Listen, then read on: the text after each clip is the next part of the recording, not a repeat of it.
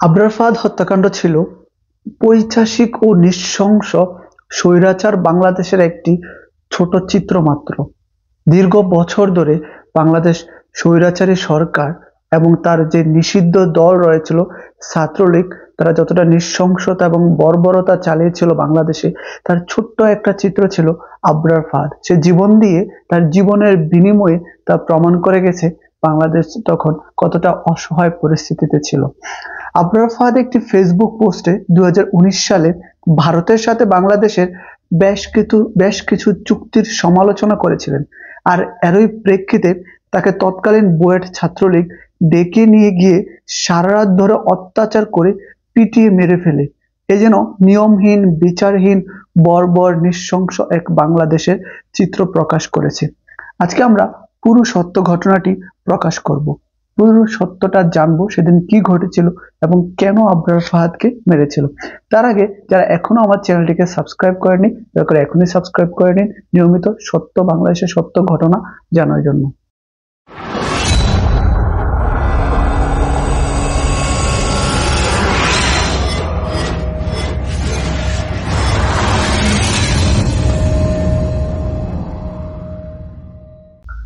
আবরার ফাহাদ হত্যাকাণ্ড বলতে আমরা জানি 2019 সালের বাংলাদেশ প্রকৌশল বিশ্ববিদ্যালয় অথবা বুয়েটের তড়িৎ ও ইলেকট্রনিক প্রকৌশল বিভাগের দ্বিতীয় বর্ষের শিক্ষার্থী আবরার ফাহাদকে পিটিয়ে হত্যা করার ঘটনাকে বোঝানো হয়। সেদিন আবরার ফাহাদকে বুয়েট শাখা ছাত্রলীগের কয়েকজন নেতা, যারা মোটামুটি 13 থেকে 17 ব্যাচ পর্যন্ত ছিল, নির্মমভাবে পিটিয়ে হত্যা করে। ময়নাতদন্তের মাধ্যমে এটা নিশ্চিত করা হয় যে তাকে ভোঁতা কোনো অস্ত্রের মাধ্যমে পিটিয়ে হত্যা করা হয়েছিল। এবং আমরা জানি তাকে স্ট্যাম্প দিয়ে, যে স্ট্যাম্প দিয়ে আমরা ক্রিকেট খেলি ওইরকম স্ট্যাম্প দিয়ে তাকে অসংখ্যবার মারা হয়েছে, কয়েকটা স্ট্যাম্প ভেঙেও ফেলেছিল। আবরার ফাহাদ 12 ফেব্রুয়ারি 1998 সালে বাংলাদেশের কুষ্টিয়া জেলায় জন্মগ্রহণ করেন। তিনি অত্যন্ত মেধাবী একজন ছাত্র ছিলেন, যিনি নটরডেম কলেজ থেকে পড়াশোনা করেছেন। এবং 7 অক্টোবর 2019 সালে বুয়েট শাখা ছাত্রলীগ নেতা কর্তৃক তিনি খুন হন। আবরার ফাহাদ মারা যাওয়ার পর তার সম্মানার্থে 2025 সালে বাংলাদেশ সরকার কর্তৃক মরণোত্তর স্বাধীনতার পুরস্কার ঘোষণা করা হয় আবরার ফাহাদের স্মরণে। আসুন আমরা জেনে নিই যে ঠিক কি কারণে আবরার ফাহাদ কি এমন লিখেছিল তার ফেসবুক পোস্টে, যার কারণে তাকে পিটিয়ে মেরে ফেলা হলো তৎকালীন সরকারের আমলে তার ওই পোষা ছাত্রলীগের মাধ্যমে। বিশেষ করে তার শেষ দুটি পোস্ট খুব বেশি তাদের গায়ে লেগেছে। তিনি বিশেষ করে পোস্টগুলো লিখেছিলেন ভারত বিরোধী অথবা ভারতের সমালোচনা করে। কারণ আমরা সেই 71 সালের পর থেকে দেখেছি ভারত কিন্তু বাংলাদেশকে বিভিন্নভাবে শোষণ করে গিয়েছে এবং ভারত চেষ্টা করছে যেন বাংলাদেশ তাদের গোলামি করে। কিন্তু যে বাংলাদেশ 1971 সালে, 1948 সালে, 1952-তে কখনোই কারো গোলামি করেনি, বাংলাদেশ সবসময় স্বাধীন এবং সার্বভৌম একটি সাহসী রাষ্ট্র হিসেবে প্রতিষ্ঠা করেছে। সেখানে বাংলাদেশ কখনোই কারো গোলামি করেনি, তাহলে ভারতের গোলামি কেন করবে? মূলত এ নিয়ে আবরার ফাহাদ লিখেছিল 2019 সালে, যখন বাংলাদেশ ভারতের মধ্যে একটা ইলিশ চুক্তি হয়। শেখ হাসিনা 500 টন ইলিশ ভারত সরকারকে উপহার হিসেবে দেয় তাদের পুজোতে। এটা নিয়ে আবরার ফাহাদ লিখেছিল যে কে বলেছে ভারত আমাদেরকে কিছু দেয় না, এই যে আমরা 500 টন ইলিশ উপহার দিলাম, তার বিনিময়ে তারা গেট খুলে দিয়েছে, তাদের বন্যার পানির গেট খুলে দিয়েছে। যার কারণে কিন্তু আমরা দেখেছি বাংলাদেশের সিলেট সহ বেশ কিছু নিচু অঞ্চল বন্যার পানিতে বেশি গিয়েছে। এবং পরবর্তীতে এই 2024 সালেও কিন্তু শেখ হাসিনা ভারত পালিয়ে যাওয়ার পরেও কিন্তু আমরা দেখেছি ভারত যখন পুনরায় তাদের গেট খুলে দেয়, বাংলাদেশের কুমিল্লা, নোয়াখালী, ফেনী, এমনকি সিলেট সহ বেশ কিছু অঞ্চল খুব মারাত্মকভাবে ক্ষতিগ্রস্ত হয়েছে। এ নিয়ে কিন্তু আবরার ফাহাদ লিখেছিল এবং তার অন্যতম একটি পোস্ট লিখেছিল যার মাধ্যমে তাকে টর্চার করা হয়েছিল সবচেয়ে বেশি। তার সেই স্ট্যাটাসটি হচ্ছে 1947-এ দেশভাগের পর পশ্চিমাংশে কোনো সমুদ্র বন্দর ছিল না। তৎকালীন সরকার 6 মাসের জন্য কলকাতা বন্দর ব্যবহারের অনুমতি চেয়েছিলেন। তখন বাংলাদেশে কোনো সমুদ্র বন্দর ছিল না, তাই 1947 সালে তৎকালীন সরকার বলছিল বাংলাদেশ যেন কলকাতার সমুদ্র বন্দর ব্যবহার করতে পারে, একটি অনুরোধ চেয়েছিল। কিন্তু তখন তারা সেই অনুরোধকে উপেক্ষা করে দিয়েছিল এবং বলেছিল বাংলাদেশ যেন নিজেদের রাস্তা মাপে। কিন্তু পরবর্তীতে এখন এসে ভারত কিন্তু বাংলাদেশের যে মংলা বন্দর আছে সে মংলা বন্দর ব্যবহারের অনুমতি চেয়ে তারা কিন্তু আবেদন করেছে, বাংলাদেশের কাছে হাত পেতেছে। তিনি আরো লিখেছেন, কাবেরী নদীর পানি ছাড়াছাড়ি নিয়ে কানারি আর তামিলদের কামড়াকামড়ি কয়েক বছর ধরেই আমরা শিরোনামে দেখতে পাচ্ছি। তার মানে তারা হচ্ছে নিজেদের দেশের মানুষদেরকে কিন্তু তারা নিজেরা পানি দিচ্ছে না, আর আমরা বাংলাদেশ কোনো বিনিময়ে ছাড়া 1.5 লাখ কিউবিক মিটার পানি কিন্তু আমরা ভারতকে দিয়েছিলাম 2019 সালে। এটা নিয়ে আবরার ফাদ লিখেছে। তিনি আরেকটু লিখেছিলেন, কয়েক বছর আগে নিজেদের সম্পদ রক্ষার দোহাই দিয়ে উত্তর ভারত কয়লা পাথর রপ্তানি বন্ধ করেছে বাংলাদেশে, অথচ আমরা তাদেরকে গ্যাস দিব। যেখানে গ্যাসের অভাবে নিজেদের কারখানা বন্ধ করা লাগে, সেখানে নিজেদের সম্পদ দিয়ে বন্ধুর বাতি জ্বালাবো। হয়তো এ সুখের খোঁজেই কবি লিখেছেন, পরের কারণে স্বার্থ দিয়া বলি, এ জীবন মন দাও সকলি, তার মতো সুখ কোথাও কি আছে, আপনার কথা ভুলিয়া যাও। আবরার ফাহাদ, এটাই ছিল তার শেষ স্ট্যাটাস তার আইডি থেকে, এবং তার এই স্ট্যাটাসকে কেন্দ্র করে কিন্তু ছাত্রলীগ এবং সে তৎকালীন স্বৈরাচার শেখ হাসিনা সরকার, আওয়ামী লীগ, তারা কিন্তু আবরার ফাহাদকে নির্মমভাবে হত্যা করে। তাকে কিভাবে হত্যা করা হয়েছিল তার একটি বর্ণনা কিন্তু সে হত্যাকারীরা দিয়েছে, আর সেটা আপনাদেরকে আমি এখন শোনাতে যাচ্ছি কিন্তু কতটা নির্মমভাবে আবরার ফাহাদ সেদিন হত্যা হয়েছিল। তড়িৎ ও ইলেকট্রনিক প্রকৌশল বিভাগের দ্বিতীয় বর্ষের শিক্ষার্থী আবরার ফাহাদ শেরেবাংলা হলের 211 নম্বর রুমে নিহত হয়েছিলেন। তিনি একই হলের 1011 নম্বর কক্ষে থাকতেন। আবরার ফাহাদ 10 দিন আগে ছুটিতে বাড়ি গিয়েছিলেন এবং 20 অক্টোবর পর্যন্ত থাকতে চেয়েছিলেন, কিন্তু পরীক্ষা কাছাকাছি চলে আসায় তিনি পড়াশোনা করতে তাড়াতাড়ি করে হলে ফিরে আসেন। বুয়েট শাখা ছাত্রলীগের সমাজসেবা বিষয়ক উপসম্পাদক ইফতি মোশাররফ সকালের স্বীকারোক্তি অনুযায়ী 4 অক্টোবর বুয়েট শাখা ছাত্রলীগের সাংগঠনিক সম্পাদক মেহেদী হাসান রবিন একটি মেসেঞ্জার গ্রুপে আবরার ফাহাদকে হত্যার নির্দেশ দেন। এটা ছিল 4 অক্টোবর। তখন আবরার ফাহাদ তার গ্রামের বাড়িতে ছিল। বুয়েট শাখা ছাত্রলীগের আইন বিষয়ক সম্পাদক অমিত সাহা তাকে বাড়ি থেকে ফেরার অপেক্ষা করার নির্দেশ দেন।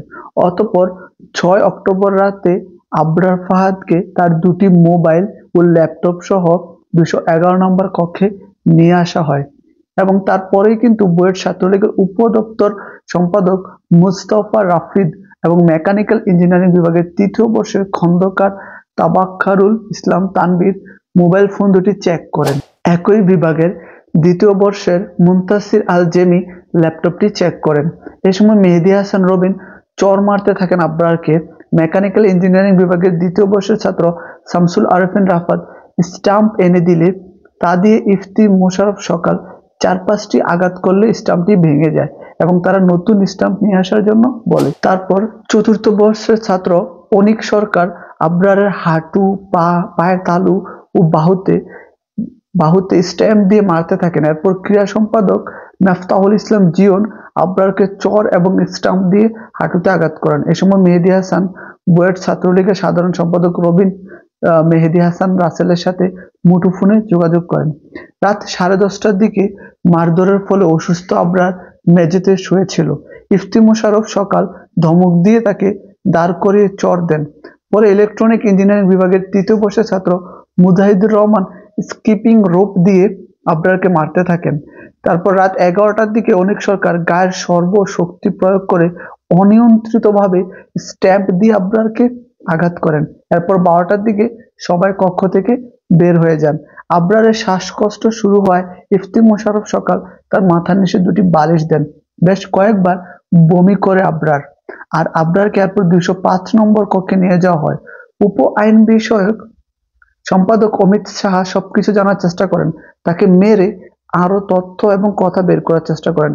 তিনি তাকে আবরারের খারাপ অবস্থা জেনে তাকে হল থেকে বের করতে বলেন। মেহেদী হাসান ও অনিক সরকার 205 নম্বর কক্ষে ঢুকে দেখেন তার অবস্থা ঠিক আছে, এ কথা বলে তারা চলে যান। 17 ব্যাচের শিক্ষার্থীরা তখন তাকে তোষক সহ নিচতলায় নামিয়ে রাখেন।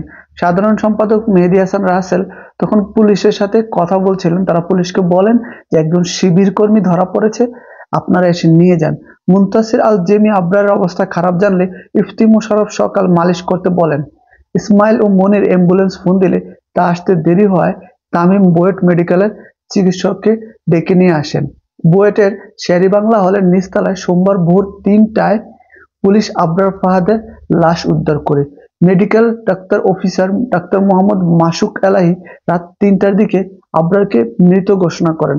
আবাসিক হলের দ্বিতীয় তলায় ইনস্টল করা একটি ক্লোজ সার্কিট ক্যামেরা দ্বারা সেখানে সিসিটিভি ফুটেজে দেখা গিয়েছে কয়েকজন ছাত্র মিলে তার হাত পা ধরে টেনে তাকে নিচে নিয়ে যাওয়া হচ্ছে করিডোরে। আবরার ফাহাদকে হত্যা করার পরে কিন্তু সে 17তম ব্যাচ শেরেবাংলা হলের 17তম ব্যাচের এবং শেরেবাংলা হলে অন্যান্য যারা ছিল তাদের মধ্যে একটা আতঙ্ক ছড়িয়ে পড়ে। সবাই খুব ভয় পেয়ে যায়, কি করবে বুঝতে পারছিল না। অপরদিকে ভয়ে কেউ মুখ খুলতে পারছিল না। অবশেষে 17 ব্যাচে শিক্ষার্থীরা একত্র হয় এবং তাদের যে অ্যালুমিনাই আছে, অ্যালুমিনাই বলতে যে সংগঠন প্রথম থেকে পুরনো যত ছাত্র এবং অন্যান্য যারা আছে তাদের একটা সংগঠন হচ্ছে অ্যালুমিনাই। তারা অ্যালুমিনাই গুলোতে পোস্ট করতে থাকে সবগুলো অ্যালুমিনাই গ্রুপে, এবং সেখান থেকে কিন্তু যখন সিনিয়ররা এই বিষয়টা জানতে পারে তখন এই বিষয়টা সবার মধ্যে প্রকাশ হয় এবং আবরার ফাহাদের ছোট ভাইয়ের ফোন নাম্বার সংগ্রহ করে তাকে কল করে জানানো হয় যে তার ভাই মারা গিয়েছে। পরবর্তী কিন্তু পুলিশ, সরকার, পত্রিকা এবং পুরো দেশ জানতে পারে আবরার ফাহাদের সাথে কি হয়েছিল। এই হত্যার সাথে মোট 22 জন ছাত্রলীগের নেতাকর্মী জড়িত ছিল। হত্যার পরে মেহেদী হাসান রাসেল ও অনিক সরকার সহ খুনিরা লাশ গুম ও ফাহাদকে মাদক দিয়ে গণপিটুনির নাটক বলে ফাঁসানোর চেষ্টা করতে থাকেন। আবরার ফাহাদকে মারার পর তাকে মাদক ব্যবসায়ী অথবা ছাত্র শিবির বিভিন্ন উপাধি দিয়ে তাকে ফাঁসানোর চেষ্টা করতে থাকেন। চকবাজার থানার ভারপ্রাপ্ত কর্মকর্তা ওসি সোহরাব হোসেন বাংলা ট্রিবিউনকে বলেন, রাত 2:30টার দিকে আমাদের ডিউটি অফিসার ফোন দিয়ে শিবির ধরা পড়েছে বলে ফোন দেওয়া হয়, তবে আমাদের টহল পুলিশ তারা হলে ঢুকতে দেয়নি, টহল পুলিশকে তারা হলে ঢুকতে দেয়নি। সুতরাং ছাত্রলীগের সাথে ভালো সম্পৃক্ততা আছে এমন পুলিশকে কিন্তু তারা ফোন দিয়ে নিয়ে যায়। এই ঘটনার পরে কিন্তু বুয়েটের চিত্র আরো পরিবর্তন হয়ে যায়। সেখানে সকল শিক্ষার্থীদের আন্দোলনের মুখে বুয়েট আরো কিছু সিদ্ধান্ত নিতে বাধ্য হয়। বুয়েটের দলীয় ছাত্র রাজনীতি নিষিদ্ধ ঘোষণা করা হয়। যদিও পূর্ব থেকে সাংগঠনিক ছাত্র রাজনীতি নিষিদ্ধ ছিল বুয়েটে। বুয়েট কর্তৃপক্ষের হত্যার সাথে সংশ্লিষ্ট থাকায় 19 আসামিকে সাময়িক বহিষ্কার করেছে। মূল অভিযোগপত্রে যারা অভিযুক্ত হয় তাদের স্থায়ীভাবে বহিষ্কার করে দেওয়া হয়। পরবর্তীতে 22 অক্টোবর বুয়েট প্রশাসন অভিযোগপত্রে উল্লেখিত 25 জন সহ মোট 26 জনকে আজীবন বহিষ্কার করে। আবরার হত্যা মামলার সকল খরচ ও তার পরিবারকে ক্ষতিপূরণ দেওয়ার ঘোষণা দেয় বুয়েট প্রশাসন। পূর্বে ঘটে যাওয়া সকল নির্যাতনের ঘটনার বিচার করবে এবং অনলাইনে অভিযোগ জমা দেওয়ার প্ল্যাটফর্ম তৈরি করবে। প্রত্যেক হলে সিসিটিভি ক্যামেরা বসানো এবং তার মনিটরিং কার্যক্রম পরিচালনা শুরু হয়। এই ঘটনার প্রেক্ষিতে আবরার ফাহাদের হত্যাকারীদের যেসব বিচার হয়েছিল, শুরু থেকে হত্যাকাণ্ডে সারা দেশে চাঞ্চল্য সৃষ্টি করে হত্যাকাণ্ডের পরপরই অভিযুক্ত শিক্ষার্থীদের গ্রেফতার করা হয়। যদিও এখনো জড়িত 4 জন পলাতক, তাদের বিরুদ্ধে অভিযোগপত্র দাখিলের পর গ্রেফতারি পরোয়ানা জারি করা হয়।